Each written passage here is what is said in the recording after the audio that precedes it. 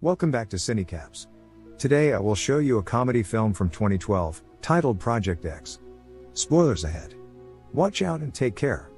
Costa stands outside Thomas's house and initiates Project X for the boy on his birthday.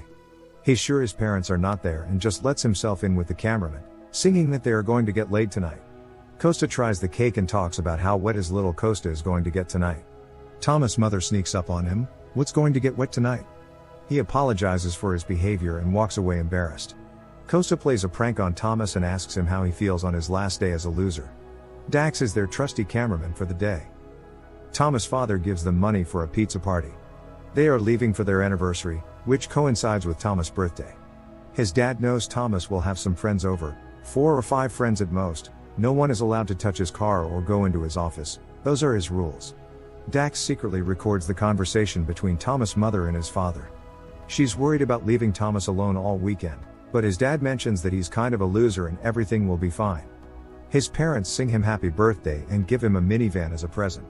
Costa does not think the minivan is a real car, so Thomas suggests taking Costa's car. Psych, he doesn't have one.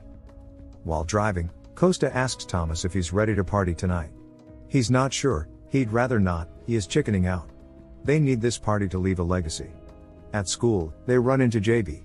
They are considered a group of losers, even when someone talks about a party where everyone got laid, they were not invited, even wheelchair Robert got beat off. Thomas still tries to back out of the party as it's at his house and he's taking all the risk. Costa and JB are offended that he thinks they would ditch him. Costa is constantly talking big game and how great he is. He urges Thomas to make this party happen. Thomas agrees, with a condition that a maximum of 50 people come and they cannot enter the house, only the backyard. In class, Costa sends everyone in his contact list a message about an epic party tonight. He calls it mass marketing. Everyone in the school got the message. Later, Dax sees Thomas talking to Kirby in the bleachers. He gets closer and they talk about Costa for a while and he invites her to the party. She says she has a present for him and will give it to him tonight. During lunch, they wonder if the hottest girl in school, Alexis, will attend. Costa goes around inviting all the girls to Thomas' house tonight if they want a piece of that white chocolate. Honestly, no one knows who Thomas is. Some ask if they can bring some friends, and the answer is sure. They even edit the school's sign inviting people. Thomas takes it upon himself to invite Alexis, she'll be there. They visit the mall, buy the main necessities, and play a few tricks. At the checkout they notice Miles, a well-known party star. They invite him to their party, but he has other plans. Just in case they tell him the name of the street and it turns out that the party he's attending tonight is at Thomas' house. Miles tells them that he will supply them with booze and that some of his friends will be coming over tonight. 4 of them are taken aback. While driving to their next destination, the group exchanges plans for tonight, mostly about girls and popping their cherries. JB doesn't go that far, he'd be happy with fingering, such as machine gun, circle of pleasure, itsy bitsy spider, tapping and circling, tap tap tap. Costa has had enough of his BS. When they arrive, they leave Dex in the car because the guy they are visiting, T-Rick, doesn't like cameras. T-Rick, a supplier of Kush, invites them in and Dex finds a new angle to film from. Costa grabs T-Rick's gnome and hands it to Dex and when T-Rick comes back, they get the stuff. As they are about to get in the car, T-Rick charges at them and yells at them to give the gnome back. He cracks his windshield, but they manage to drive away. Costa reassures Thomas he has a cousin who will fix his windshield. At that moment, T-Rick appears out of nowhere like a Terminator and scares them, but they just drive away. Everett and Tyler will be security tonight. They look serious. JB and Costa go around the neighborhood informing people they are having a little birthday party for Thomas tonight and apologizing in advance for the noise. They set everything up, DJ, bar, karaoke in the pool house, even a bounce house and put up some signs for clarity. In an hour this place should be a madhouse, they toast to that. 2 hours later, DJ is bored and one guest is yet to arrive, but at least Kirby showed up as promised. Costa reassures Thomas because he's sure people will come. JB got himself a classy suit. At that moment, they hear cars pulling up. Everyone is flocking in and Thomas' backyard suddenly is full of people. There are already a little over 50 guests. Even Alexis has come. They set up the keg and the bouncy house is ready to go. Thomas and Costa play beer games with everyone and have a great time while more people come. Milo the dog enjoys his time in the pool and bouncy house, and the partygoers take Milo everywhere. The party is full of beautiful girls. There are so many people that Thomas starts to wonder who everyone is, like the guy with the mustache who probably graduated before he was born. Some guests tie Milo to the balloons and release him into the air. Thomas notices this and says that's not cool. Thomas and Kirby bring Milo down and talk inside. They share a moment and Thomas decides to go back outside to keep an eye on people. They praise Thomas for his party. He gets some guys off his dad's cart and he feels like things are getting a little out of hand. Costa calms him down with a shot of tequila. Some Playboy stars are attending and Miles arrives with the party bus. That's when Tyler reports that people have entered the house because there's not enough room in the backyard. Thomas tries to get everyone out of the house, even though it seems like a jerk move. That's when Alexis cheers him on and Miles comes into the house to root for him and for the party, so he decides against it. Rob, the disgruntled neighbor, comes over. The little party he was promised is a bit too much. Rob tells him to shut down the party or he'll call the police. At that moment, Everett tases Rob down from behind. Rob gets up and punches him. Costa says if he calls the police, they'll have video of him hitting a kid released, so he better let it go. Costa praises Everett for his heroics and for taking a punch, ultimately saving the party. He tells him to spy on the neighbor when he calls the cops to radio it into him and he agrees to do so. Inside, as Thomas closes off the areas, Costa reassures him that everything is under control and he will help clean up before his parents arrive. They jump into the pool and when a girl tries to get in, Costa stops her and tells her to read the sign. It worked, he is surprised himself. After the pool, the four are in his parents' room wondering how the gnome got there. Alexis texts Thomas, body shots for the birthday boy, while JB distracts him with his mom's toys. Costa replies to Alexis, I want your booty too, mommy.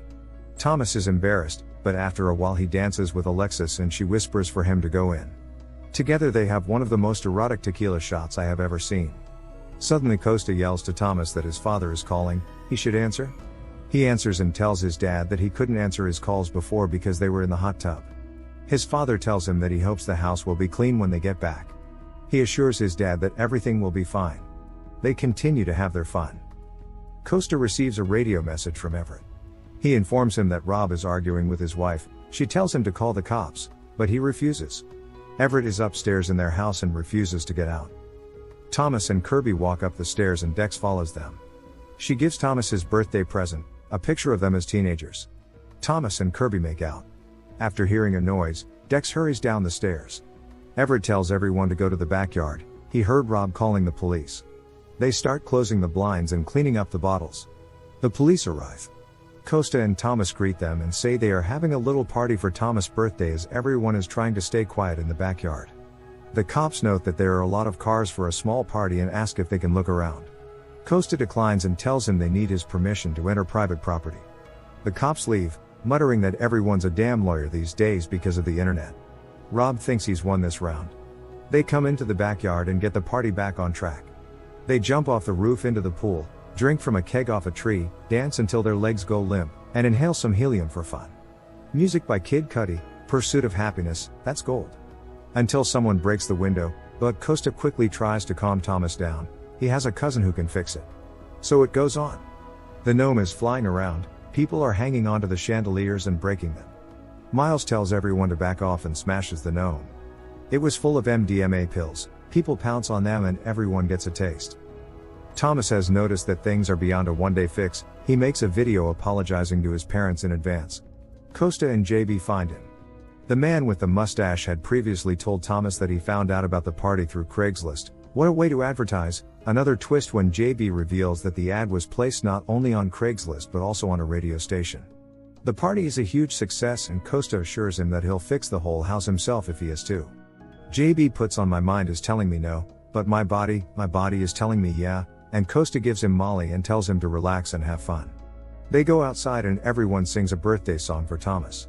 I never know how to act at times like these either. They continue the party. Inside, a little person is acting all smug and tough, so a group of people shove him into an oven. Alexis is out looking for Thomas. Thomas is chatting with Kirby and having a great time with her. She notes that she was expecting a small get-together, but it got a little bigger. Costa comes and yells there's a little man in the oven. They open the oven and the little man starts cracking balls of everyone he sees. They lay outside and Costa admits that he loves them and that he's sorry for being a jerk sometimes. Thomas reveals that he hooked up with Kirby and really likes her. Costa tells him that Kirby has always been around and tonight is about the girls they never had a chance with. They go in, totally hammered, and continue a party that some people have already called the party of the century. People do it for the state, but we are just showing family-friendly scenes here. Alexis calls Thomas upstairs. Everett is there talking to himself. When he hears them approaching, he hides and films it. Alexis and Thomas get it going, but Kirby walks in on them and is shocked. Thomas runs after her, but she will not listen to his excuses. Even with Molly, the feelings hit Thomas hard.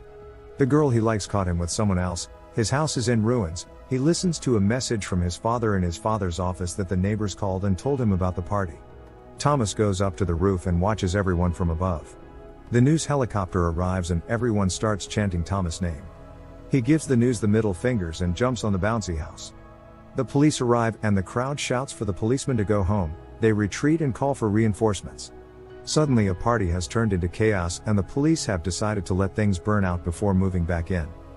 Dex records himself and says that things have gotten out of hand. People start doing dangerous things, and to make matters worse, someone drives Thomas' dad's car into the pool. It was the little man. This is when Costa admits that things have really gotten out of hand and he has no idea how to fix any of this. Suddenly, T-Rick shows up in costume and with a flamethrower, looking for his gnome.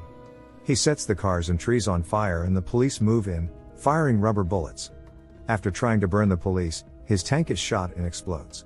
Thomas' minivan blows up and sets the house on fire, which is put out by the police helicopters dropping water. The police are using flashbang grenades to disperse the crowd.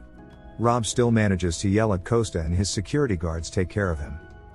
At 6 a.m., the four of them are at the school's bleachers. Milo is fine, and Thomas tells JB and Costa to go home. Before Costa leaves, he tells Thomas it was a damn good night. Dex is also leaving. The news said it was the party of a lifetime. Thomas' father is furious, pointing out the cost of everything. He had so much going for him and threw it all away for one night. He never thought he had it in him, literally. Thomas tells him there were a couple thousand people here. It was great. Sometime later Thomas is driving to school in his minivan. He walks through the school and everyone applauds him for the awesome party and chants his name, everyone except Kirby. He catches up with her and tells her his life is in shambles. He burned down his neighborhood, bankrupted his parents, and he'll be in debt until he dies, but she's the only thing he wants to fix right now, and his next birthday he would only want to spend time with her. They reconcile.